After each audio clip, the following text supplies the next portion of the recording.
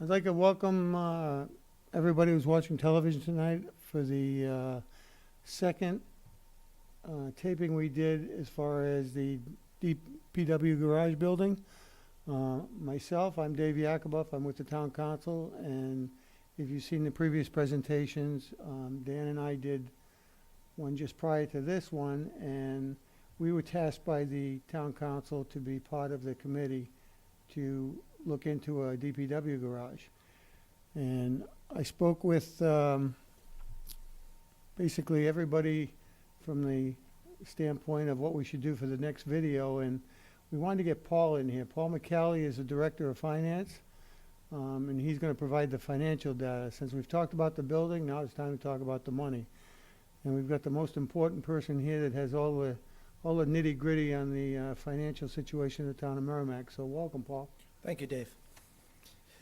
As you know, from your prior discussions, the committee looked at the highway garage on a several-tier approach, and we spent most of July and August meeting every Tuesday night to discuss the highway garage, and we came down to what is affordable for the town of Merrimack.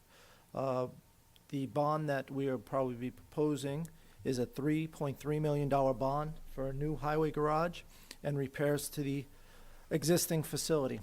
On the screen right now, you'll see the current debt schedule of the town, and we only have two bonds outstanding for the town of Merrimack.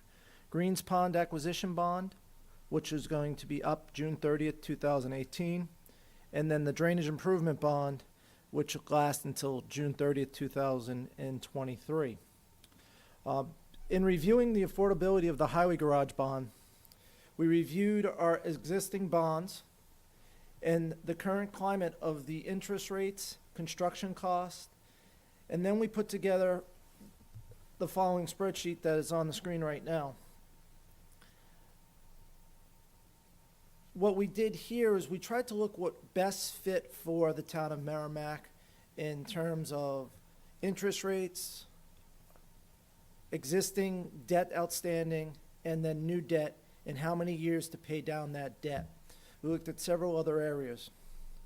As you can see, we currently have the two bonds, and the yellow highlight from 2019 is when the first bond will drop off. If we did a 25-year bond for the new highway garage, you'll see that the first year is 3 cents. Total bond tax rate for all would be 19 cents compared to what we have allocated in the 2014-15 budget of 16 cents, thus the 3 cent increase. The 3 cent difference is on a $300,000 home, $9 for the first year of the bond. That is because we pay a half a year of interest. In the second year, 2016-17 of this bond, the payment will go up to a difference of about 10 cents, and that will be the highest that the bond will ever cost the town is in the second year. What will happen then is that the rate will go up 10 cents, which is about $30 on a $300,000 home. However, it's 9 cent difference over the 2014 total bond rate. When we looked at this, we looked at trying to keep that as level as possible and as close to that 16 cent as possible. And in year 2019, as you go down, you'll see that the actual money that we allocate for bonds is 15 cents on the tax rate. And that's down a penny from the 2014. And from there down, the bond rate drops consistently from there until the end, when the drainage bond drops out in 23, and then the only bond we would have left at this time would be the highway garage, which would go down to 2040. The important thing to remember is that when looking at the bond, interest rates are starting to creep up a little bit, but not large.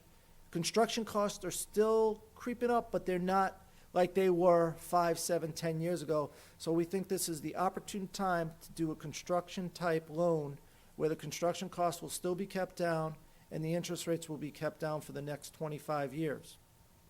So to put it simplistically, Paul, we're in such a financial position in the town of Merrimack that by the time the first part of the bond hits for the DPW, there'll be a little bit of an increase, not much, but there'll be a little bit of an increase, and then that increase starts to disappear over time as the other bonds are paid off, which are coming due soon.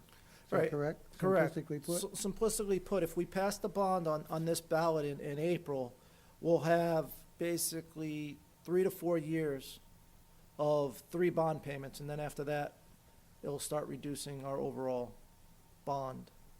In addition to payments. that, in the previous video that we did, we assumed that it was a 30-year bond, and that's what we had told people. But actually, I guess it is a 25-year bond, but can you explain the difference of what that 25-year bond versus the 30-year bond did as far as savings?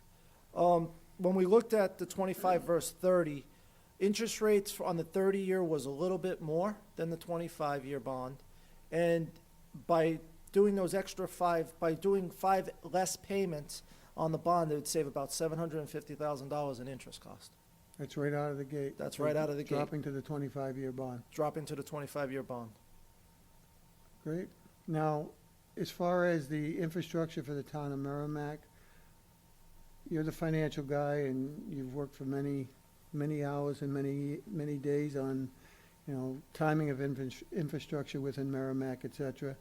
Do you feel that you should do a bond for something similar for a building rather than bonding like for highways? Right now, to bond for a building, it's a lot easier because you have a tangible asset. It's like a mortgage. Like consider the highway garage being our mortgage. We bought a $3.3 million home, the highway garage, and we're doing a mortgage for it.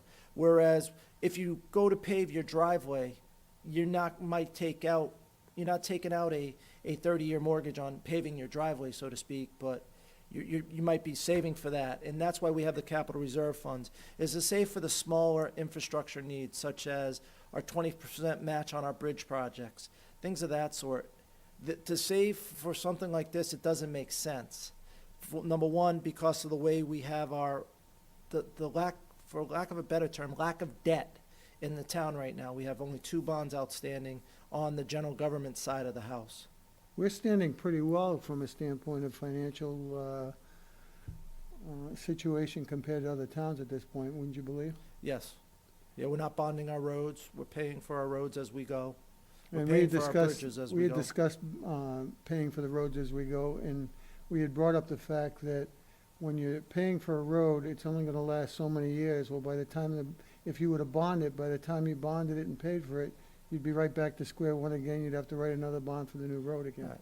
Exactly. And what we're looking for, with some maintenance and upkeep, that this new highway garage will last about 50 years. So we'll have 25 years of paying it, and then we'll have 25 years of recouping the cost of that bond. So, well, it's basically its half-life. It's like your home. You figure your home's gonna last between 30, 60, 90 years, Hopefully, they will last that long, with some maintenance, and that's the same thing we're looking at the highway garage. We figured that when we were looking at this new highway garage lasts about 50 years. I think the one that's currently there is pushing its 40th year Yeah, this year. I think between 2013 and 2016, it's in the 40-year range. So we're looking to get that same kind of useful life out of this new project. And by doing a 25-year bond, we'll get, if it's only 40, we'll get 15 years of no payment on that investment.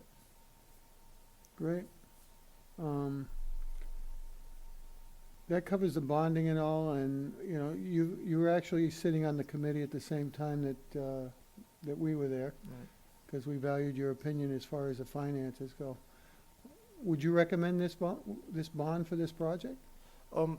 Sitting there, like I said, all the month of July and August, and we started off with, numbers from architects and Yeah, we discussed we- that. We were we- up at $8.9 million. Right, and, we sat there and, I can remember several nights where I was there on one side of the table saying, guys, we gotta get this down, we gotta get this down.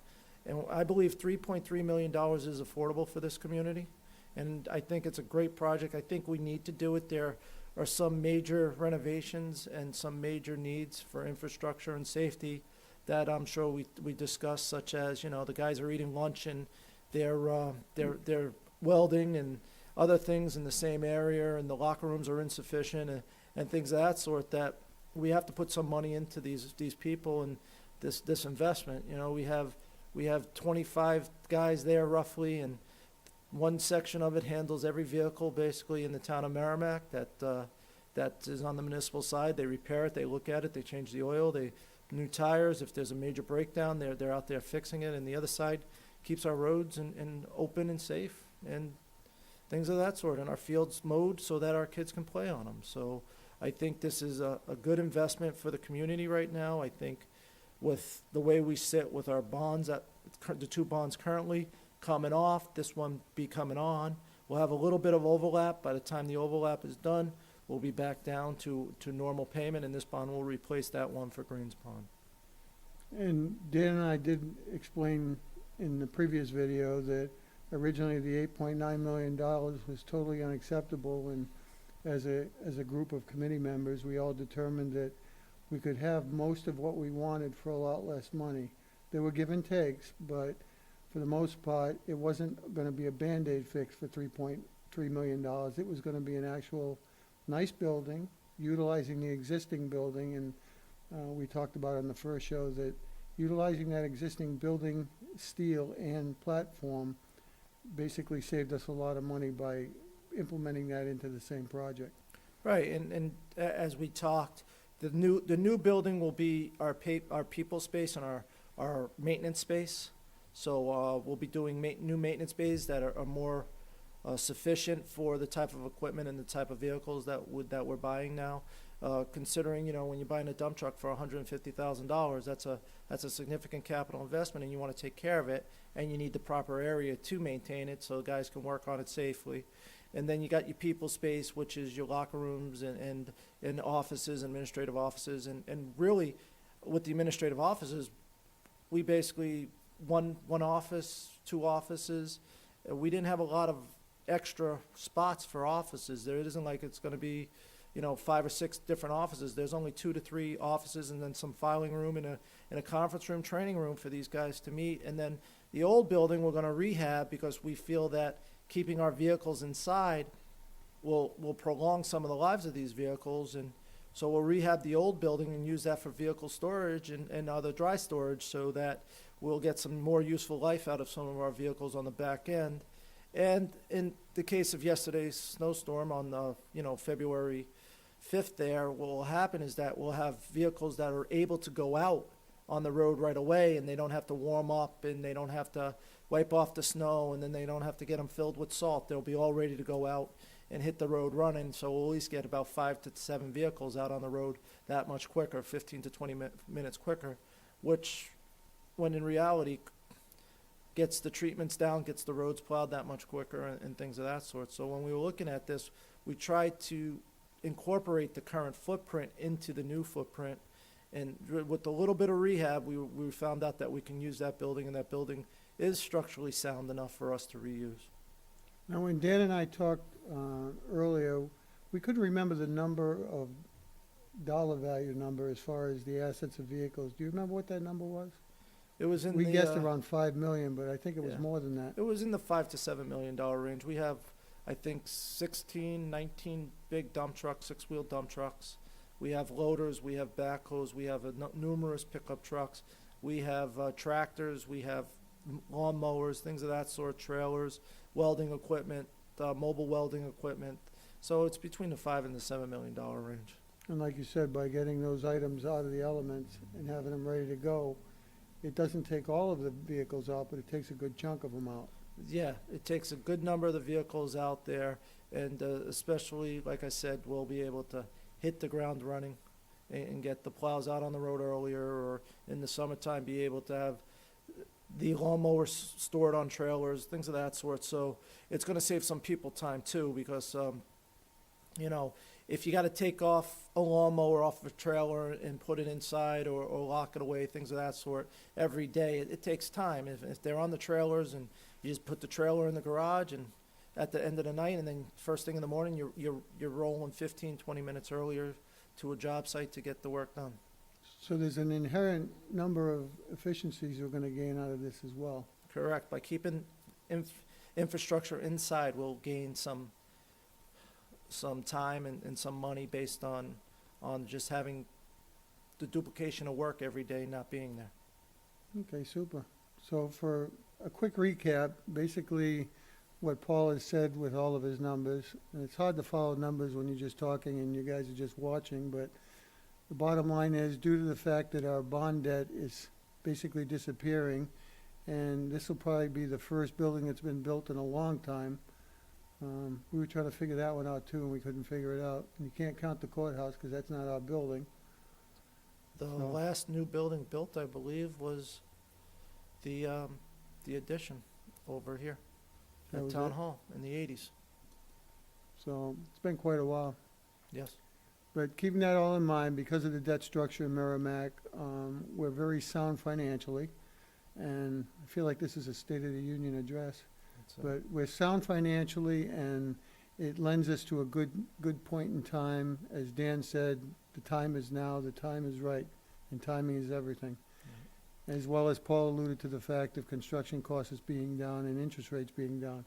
We might not get this perfect storm for a long, long time to come, where it's gonna cost us pennies to put up this new town DPW garage. So, I do want to make one correction. I was wrong. It was the transfer station. the What's the transfer last- station. Was the last building we built. The transfer station Is was that the last building. is that really considered a building though? Technically, it's a building, yes. Okay. Yeah, so Well, we'll we'll have to let you get that slide one. on that one. We'll have to get that one, yeah. So, yeah, but that would be the last building that was built here in the town, I believe. Okay, well, again, I'd like to ask the voters to support this come ballot time. I'm sure that everybody that's been involved in this, as far as the committee members, the people that work at the DPW, even people that don't work at the DPW, the fact of the matter is that it's good timing for a great project, and it's very cost-contained, it's a very cost-contained project.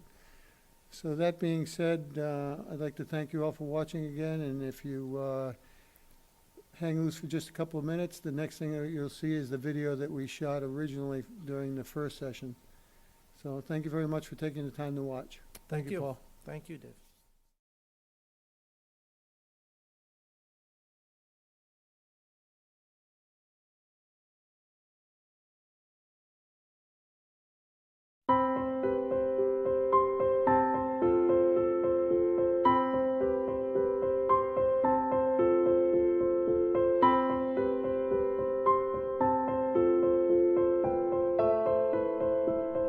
This DPW garage was built in 1973, when the population of Merrimack was probably 1/3 of what it is right now. Just to give you some perspective about 1973, I graduated high school in 1973, and this building has been in operation ever since. Not too many changes have been made, and the ones that have been made have sort of been piecemeal. It's important that the efficiencies and the safety of this building are maintained so that the people that work within those buildings don't have any issues in the future. The Highway Operations Building is basically a large warehouse building with partition walls which have been created throughout the years to cordon off admin areas such as personnel, locker room, lunchroom, break rooms, reception area, and supervisory offices. I work in the highway department and have done so for the town of Merrimack for 37 years. I came to Merrimack back in 1976 when this garage was first built. The garage started to be, we started outgrowing the garage as soon as we moved in. We have a huge building, and the first thing that we did was we built a small admin area that in very short time had to be added on and developed further. We had no locker rooms. We had very minimal admin space. The original admin office was 9 foot by 20 foot for the entire admin function of the garage. And most of the work, we never had a capital reinvestment.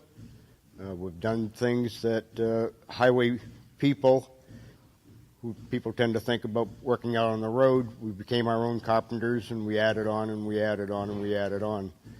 The electrical facility has also been added on every couple of years when we made an addition or so-called improvement. The electrical system was what I call jury-rigged, expanded.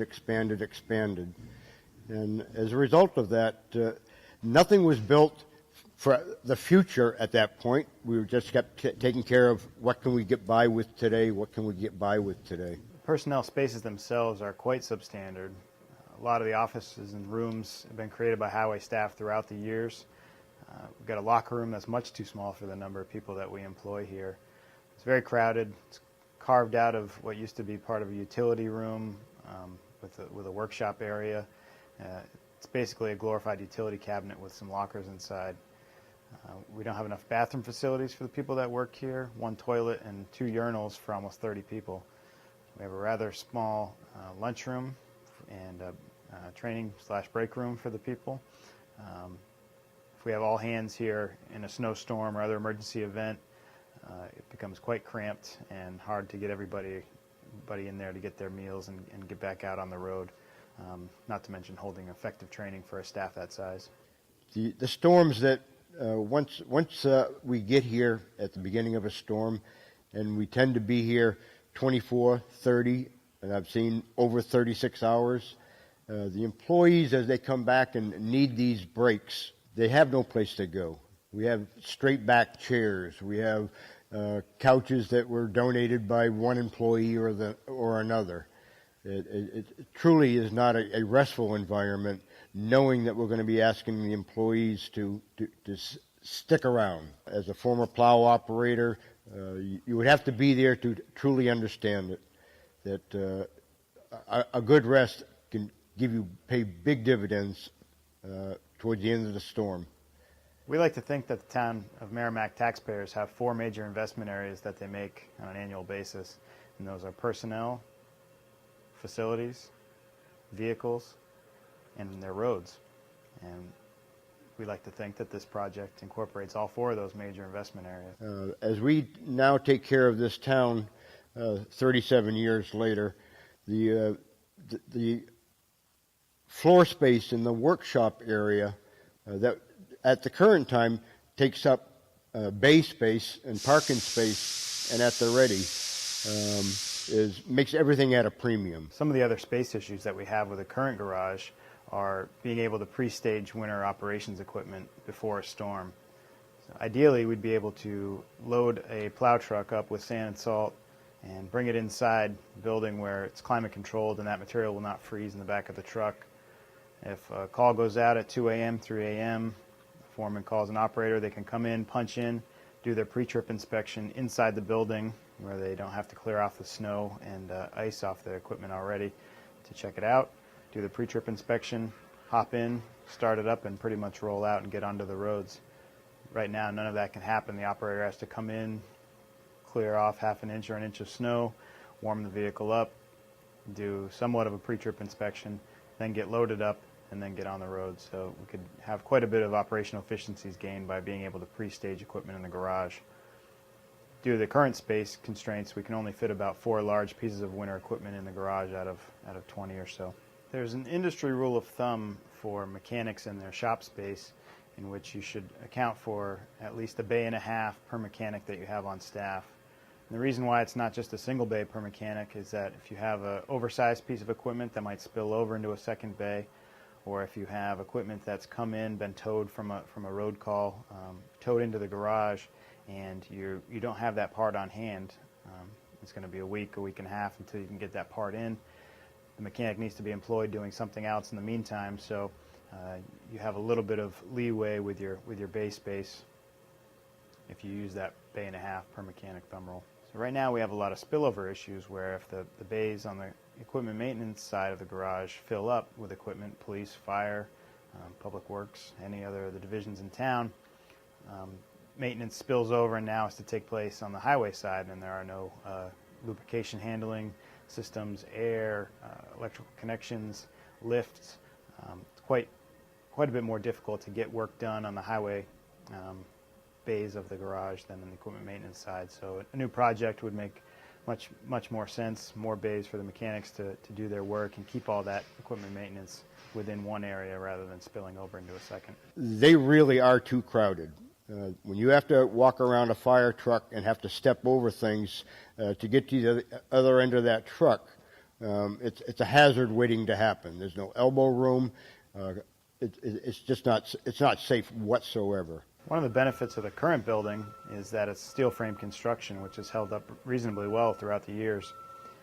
The exterior cladding, insulation, and roofing, and certainly all the utilities inside the building should be overhauled, but to be able to reuse that existing skeleton of steel allows us to save a lot of money to get the same amount of final floor space, but also to give the highway division its own area for storage and staging, as well as workshops and cold tool or equipment storage.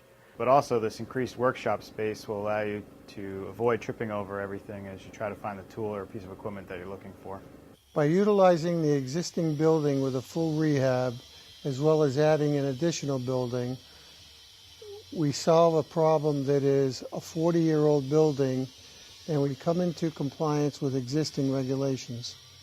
Safety of our employees is one of the big things we'd like to address with this new facility. Our systems in this building, some of them are 35 to 40 years old. Electrical systems such as air, fire sprinkler, gas, some of these need serious upgrades, but they also need to better suit what we do now.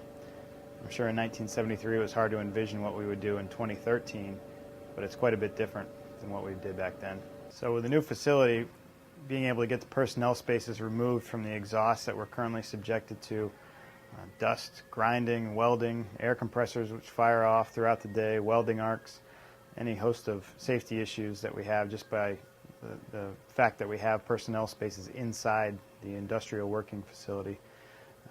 Just to be able to get those spaces out of the building itself would be a great leap forward for us. When a snowstorm or a windstorm comes and you see branches and snow all over the roads, the DPW staff here takes the time to go out and make sure that the roads are safe and your homes are safe from fallen trees. It's time that that safety be given back to the DPW staff by giving them a safe and efficient environment to work within.